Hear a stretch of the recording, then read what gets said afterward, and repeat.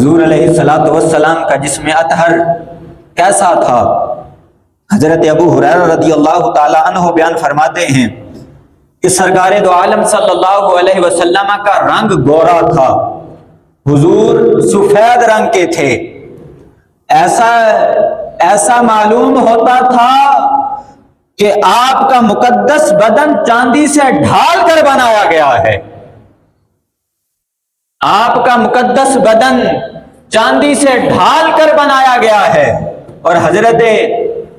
انس رضی اللہ تعالی عنہ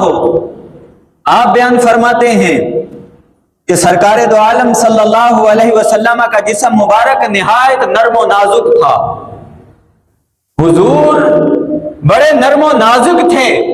حضرت انس فرماتے ہیں کہ میں نے ریشمی کپڑوں کو بھی حضور علیہ الصلوۃ والسلام سے زیادہ نرم و نازک نہیں دیکھا، حضور اتنے نرم و نازک تھے۔ اور حضور علیہ الصلوۃ والسلام کی جسم مبارک کی جو پسینے کی خوشبو ہے، حضرت انس فرماتے ہیں کہ میں نے آپ کے پسینے کی خوشبو سے بڑھ کر کسی خوشبو کو سونگھا ہی نہیں، ایسی مشک و عنبر آپ کے پسینے مبارک سے خوشبو آتی تھی کہ کوئی خوشبو آپ کے پسینے مبارک کی خوشبو کا احاطہ نہیں کر سکتی تھی۔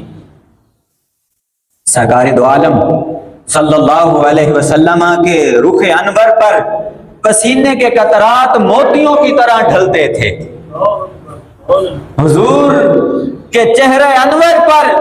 جب پسینہ آتا تو ایسے لگتا کہ موتی چمک رہے ہوں، اور اس میں مشک و عنبر سے بڑھ کر خوشبو رہتی تھی۔ حضرت انس رضی اللہ تعالی عنہ نے وصیت فرمایا کہ میری وفات کے بعد میرے بدن اور میرے کفن پر وہی خوشبو لگائی جائے جس خوشبو کے اندر سرکار دو عالم صلی اللہ علیہ وسلم کا پسینہ مبارک ملا ہوا ہو۔ صحابہ کرام علیہ مردوان یہ نصیحتیں کیا کرتے تھے کہ آپ کے پسینے مبارک کی جو خوشبو ہے وہ ہمارے بدن اور ہمارے کفن پر لگائی جائے، اور وہ کتنے خوش نصیب ہوں گے جن کے بدن اور کفن پر سرکار دو عالم صلی اللہ علیہ وسلم کا پسینہ مبارک لگتا ہوگا۔ حضرت انس رضی اللہ تعالی عنہ کی والدہ مائدہ آپ کے لیے چمڑے کا بستر جو ہے وہ بچھا دیا کرتی تھی۔ دوپہر کے وقت حضور اس چمڑے کے بستر پر قلولہ فرمایا کرتے، جو پسینہ مبارک اس چمڑے کے بستر پر لگ جاتا، حضرت انس کی والدہ وہ سارا پسینہ حضور کا ایک شیشی میں بند کر لیا کرتی تھی، جمع کر لیا کرتی تھی، اور پھر اسے باقی خوشبو کے اندر ملا لیا کرتی تھی۔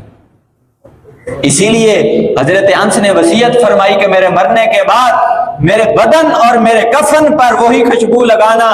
جس میں حضور علیہ الصلوۃ والسلام کا پسینہ مبارک ملا ہوا ہو۔